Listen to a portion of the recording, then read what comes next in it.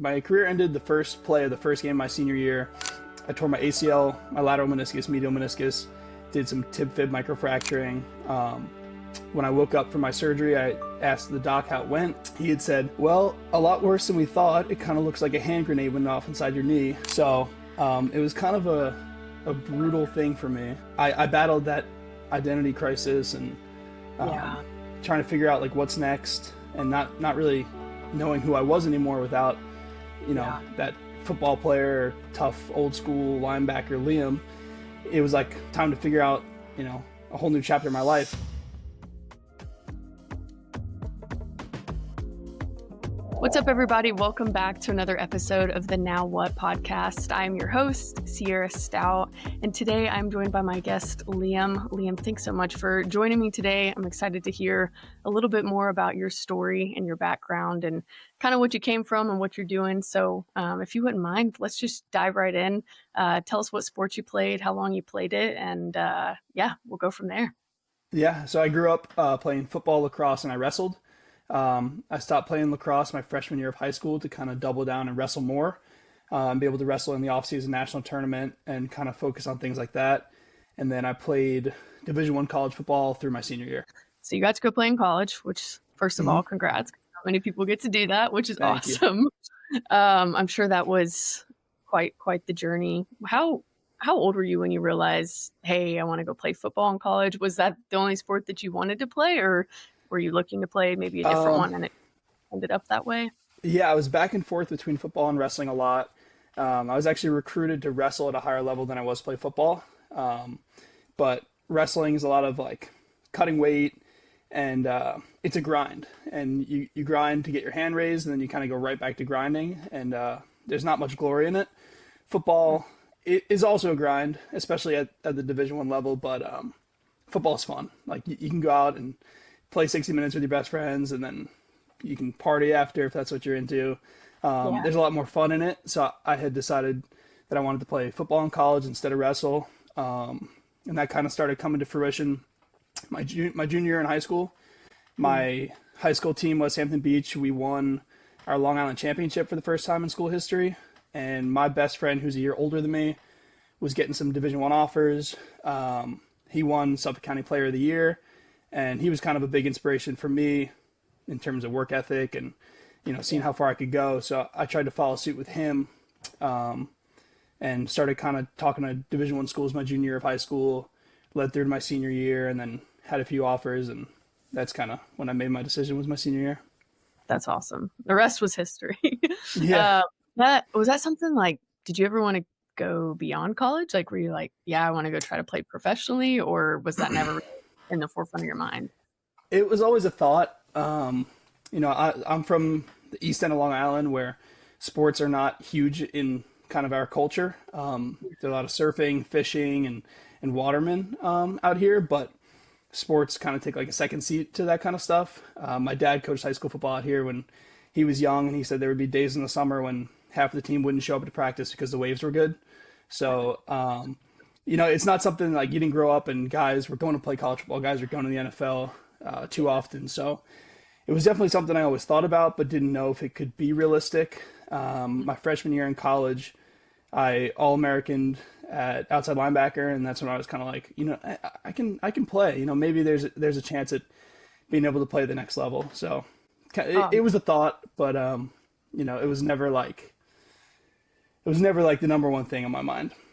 Yeah, that's fair. It's so interesting hearing different people's stories. I grew up playing golf, basketball, basically anything athletic. I was like, I'm in, I'll be there. And then I ended up leaning into golf a lot more. That became my higher interest. And I honestly thought I would play forever. I'm like, man, I'm going to go play professionally. This is all I want to do. So when that came to an end, it was a little jarring for me just because I didn't really think about plan A, anything past plan A. I was just like, like this is just kind of what I want to do. And when then all of a sudden it wasn't, and some things shifted for me, I was like, I definitely had a bit of an identity crisis of just like, what the heck am I supposed to do? I only really see myself as Sierra the golfer. So it's like, do I even have value anywhere else? Like, what else am I passionate about? And so in a really weird way, I feel like I had to get to know myself again, and kind of just figure that out. So do you feel like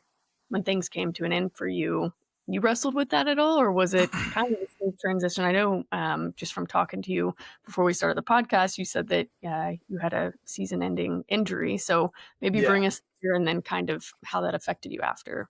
Yeah, I completely battled with the same thing you did, and still do to this day. Um, Yeah, my season-ending injury became a career-ending injury. So I, played football my whole entire life. It was my first love, yeah, and I ended my career ended the first play of the first game of my senior year. I tore my ACL, my lateral meniscus, medial meniscus, did some tib fib microfracturing. When I woke up from my surgery, I asked the doc how it went, and I had done like a lot of visualization going into surgery, picturing self healing and waking up yeah, from surgery, and the doctor almost being like, "Yeah, man, you're great. You can play." yeah, And when I asked him how it went, he had said, "Well, a lot worse than we thought. It kind of looks like a hand grenade went off inside your knee. Both your meniscus are silly string. I did the best I could to piece them back together." So it was kind of a brutal thing for me. And I battled that identity crisis and yeah, trying to figure out like what's next, and not really knowing who I was anymore without yeah, that football player, tough old school linebacker Liam. It was like time to figure out a whole new chapter in my life. So luckily for me, there are some hobbies and things that I like to do growing up, like surfing, fishing, spear fishing, things on the water that took a back seat while I was playing sports my whole life. yeah. And when my athletic career ended, those things kind of gradually came back into play, and I've leaned into them a lot more now, and they've kind of taken over that spot in my life where like I kind of put everything into it. So I've been doing a lot of that, like traveling, surfing, fishing, spearfishing, offshore, inshore, and then I kind of started making like content around it, and started filming and editing and just posting like pieces of my life and things that I do. And some of the things that I post have started to do well on social media, so then I dove more into that and like Good for creating you. content around like adventure and fishing, Yeah, surfing, that whole lifestyle. So that's been kind of like what I've leaned into since then, and that's really been like the beginning of the next chapter of my life. So that's where I'm yeah. at now. Dang. I got a lot of respect for you, just because it's hard to lean into those things. And even I feel like having a clear mind to be like, what else? What did I like growing up? Like I've kind of had Yeah, to do the same thing. So the fact that you're just leaning into it, not really caring what people think and just moving forward, I'm like, that's awesome. Keep yeah, going I for appreciate sure. it. With that, on the contrary, obviously you're a guy and I can't fully relate to how you guys think and process, and girls were a little bit more emotional and like in tune and Hmm. kind of dealing with grief. Do you feel like you had permission to kind of grieve and go through that transition season, or do you feel like people were just kind of like, come on, Liam, like, get over it, move forward, and you didn't really have the support? Or how was that from a guy's perspective? Yeah, I had some support. My parents are supportive in like anything I do. Um, I feel like I kind of grieved and went through like that emotional part on my own Yeah, internally. Didn't really show it to other people. I remember kind of when it first happened. I don't know if it was right before my surgery or right after my surgery. Someone had said to me like, I'm really proud of like the spirits that you're in after such like a crazy surgery and having your season ended. yeah, And I was like, well, I'm glad that I'm showing that I'm like in a good place and having high spirits, because deep down, it's not even close to that.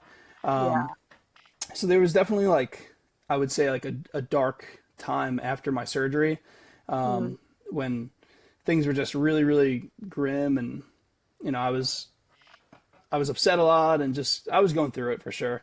yeah, And it took a good couple months to go through it, and I yeah, finally got to a point. I remember being home, I think maybe on Christmas break or something, and looking at myself in the mirror, and I didn't really recognize myself. I was like, you're not acting like or looking like or walking, yeah, talking like the guy you used to be. And that was kind of the moment where I realized, okay, it's time to like stop feeling sorry for yourself. yeah, Start, whatever it is that I have to do to get back to where I was, like PT, rehab for my knee, yeah. Like I just got to start attacking it and kind of treating whatever's in front of me the way I treated what was in front of me my whole life, like head on, 110%. And in that moment, I kind of started to spin things back around, and from then on, things went up and changed a lot. Yeah. Good for you. I think that's part of the journey too, is kind of like you just said. I'm like, I like how you just said that, of like leaning into it and treating it like anything else that we've done. I mean, being an athlete, to especially at that level, like hyper disciplined, just a go getter, wanting to do everything with excellence. And so I think that's also a part of the like, what, who are you? Like, what, the whole looking in the Yeah. mirror and like, I don't even recognize you. So let's figure this out and get it together. And yeah, it's easier said than done, especially when you're in the trenches. It's real. And even now I'm like, not in the trenches at all, but I'll have like moments or days when I'm like, gosh, like that sucks. Like that season of life is never coming back. And something about Yeah. it, like, oh, like, because it's a part of us. But just finding ways to kind of hone those qualities and like bring it into the next season. So, yeah, definitely respect you there. So when was that? When did that end, or when did you graduate to now? How many years? Um, so I graduated my undergrad in 2023. Okay. So that the fall before that, which I guess was 2022, fall of 2022, is when I Yeah. tore my knee and had my surgery. So it's been a couple years since. Yeah.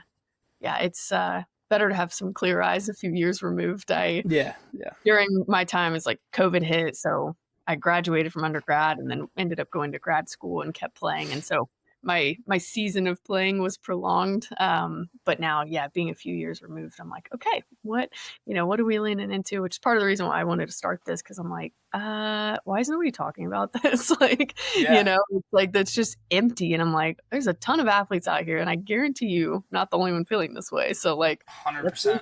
let's leave room for it. You never know how it can help like bless somebody else who's about to walk through it, or they're in the Yeah, trenches, looking at themselves in the mirror being like, get your crap together. Like, you yeah. know. Hmm. So now I saw on your Instagram bio that do you have a business, or do you have like merch line? Or I saw that and I was curious about it. So is that a part of what you're doing now, or do you have a full-time job and then that and socials on the side? Or Yeah, I'm doing like a little bit of everything right now, which I guess keeps me busy and keeps like my mind going.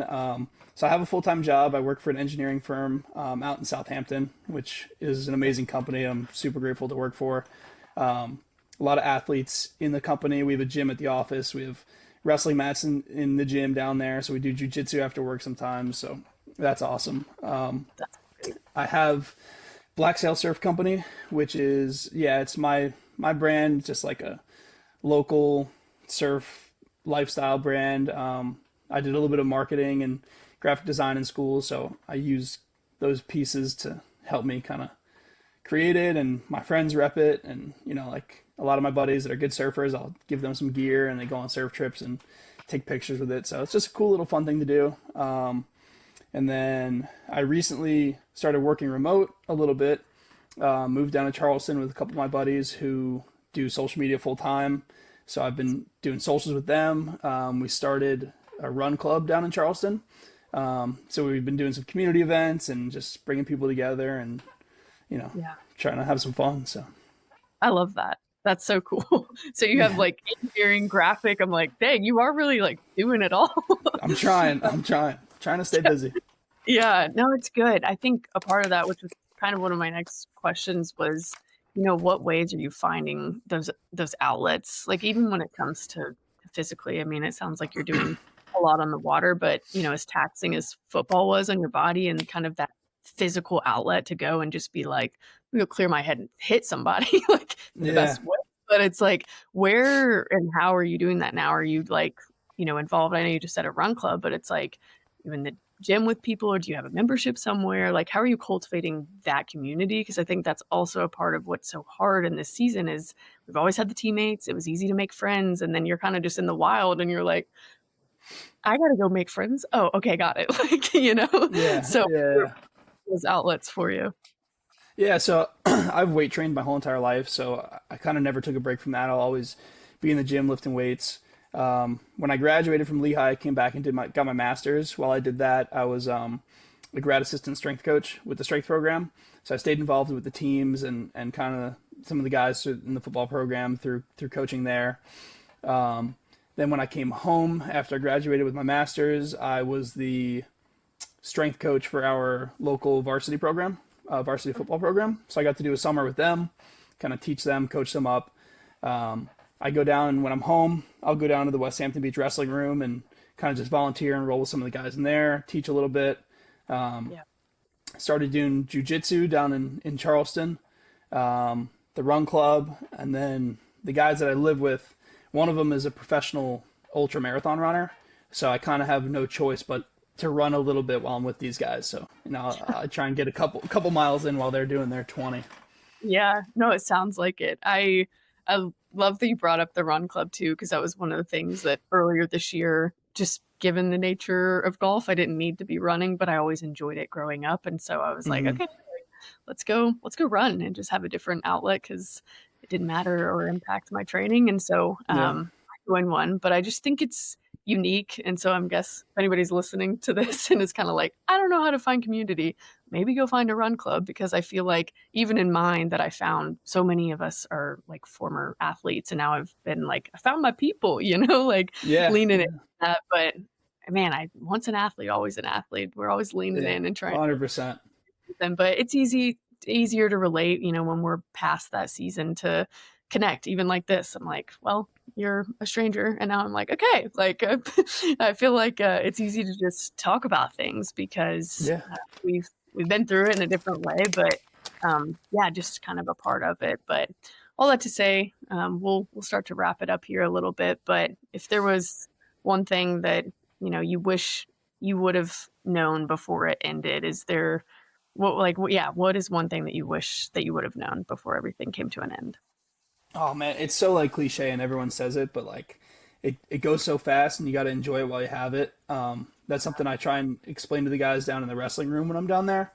I had a really close knit group of guys, including like my brother, while we were wrestling in high school. And wrestling is so tough, mentally, physically. It's exhausting, it's draining. Yet when we look back at it, it was like the best times we ever had. And we Yeah. always say we'd do anything to be back, like in the locker room together, on the bus together, in the room. So I'm like, I try and tell the guys, I'm like, no matter how much it sucks in the moment, you just got to make the most of it and be so grateful for the opportunities that you do have. Yeah. No, that's great. It does. It goes way too fast, and I'm sure can argue that 10 years from now we're like, man, I wish we were still in our 20s. That went too Yeah. fast, but definitely more than an athlete, more than a football player, more than whatever sport anybody does. And it's so cool to see somebody like you who played and competed at such a high level to go and just kind of get through the trenches. You're on the other side and you're doing things that you still are passionate about. So kudos to you. And Yeah. Thank you. just an encouragement for anybody leaning in that there's more to life than just our sport, and you can still connect and meet really cool people along the way. So Absolutely. but with all that being said, we'll wrap it up here. So thanks everybody for listening in, and I'm going to link Liam's merch down in the description below. So go check it Awesome. out. Go give him a follow on socials. I'll make sure I have everything down there for that. But thanks again for chatting with me this afternoon, and we'll see you on the next episode of the Now What podcast.